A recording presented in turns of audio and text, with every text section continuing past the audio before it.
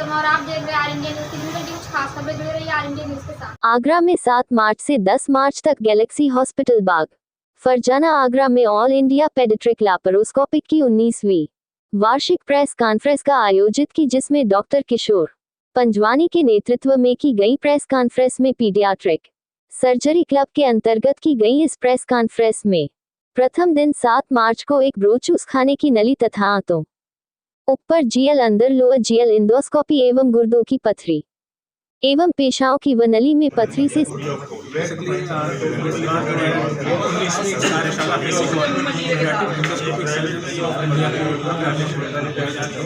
जिसमें देश विदेश से काफ़ी पीडियाट्रिक सर्जन्स आए अपने एक्सपीरियंस और व्याख्यान यहाँ पर डिस्कस किए गए।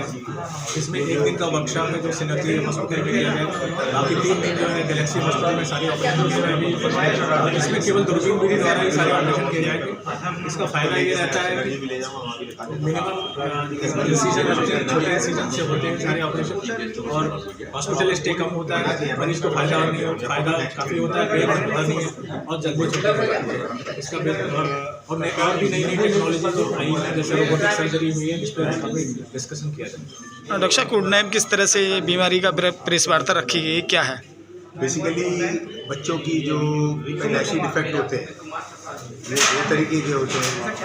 कुछ डिफेक्ट ऐसे होते हैं जो कि ब्लड बॉर्न होते हैं, एक पीढ़ी से दूसरी पीढ़ी में आते हैं और उनका इलाज जो ब्लड बॉर्न होते हैं या कुछ मेडिकल कंजेनिटल डिजीज होती है उनका इलाज दवाइयों द्वारा किया जाता है। हम लोग बच्चों की जो सर्जिकल बीमारियां हैं, उन पैदाइशी सर्जिकल बीमारियां उनकी गोष्ठी की जाती है तथा उनका सर्जरी जो है दूरबीन विधि द्वारा की जाएगी। उसके बारे में इसमें कॉन्फ्रेंस है, ये all India 19th paediatric laparoscopy conference है जिसमें पूरे इंडिया से 600 पीडियाट्रिक सर्जन पार्ट ले रहे हैं तथा अगले 4 दिन हम उस पर विभिन्न विषयों पर उस पर आपस में इंटरेक्शन होगा और जो सीनियर लोग अपना ज्ञान अर्जित करेंगे जूनियर लोगों से शेयर करेंगे, जिसमें कि 2 दिन के लाइव ऑपरेशन भी रखे गए हैं जिससे कि जूनियर लोग उससे सीखें और अपने अपने शहरों में जाकर उसको करें। क्या कारण है ऐसे बच्चों में, किस कमी की वजह से ये बीमारी उपलब्ध होती है? जो बीमारियां पैदाइशी सर्जिकल बीमारियां उसके कारण जो होते हैं कई होती हैं। कुछ बीमारियां तो कंजेनिटली एक जनरेशन से दूसरी जनरेशन में जाती हैं, कुछ न्यूट्रिशन की वजह से होती है।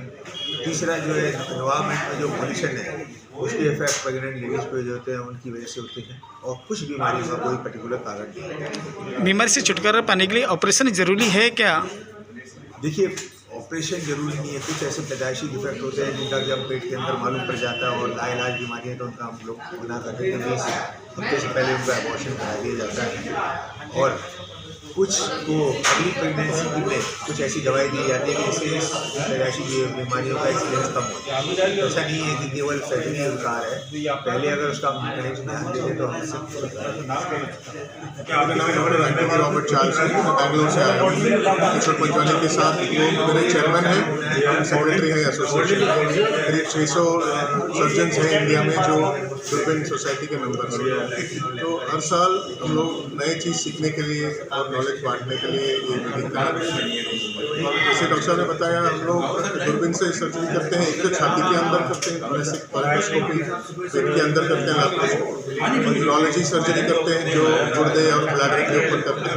तो ये जो बच्चा पैदा होता है उस उम्र से शुरू करके 18 साल तक मेन एडवांटेज आगरा आने के लिए ये है। देश भर में जो सर्जन से दूरबीन का सर्जरी कर रहे हैं, रोबोटिक सर्जरी आपस में नॉलेज बांट करके सीख के वापस जाके और बच्चों को बेनिफिट दें।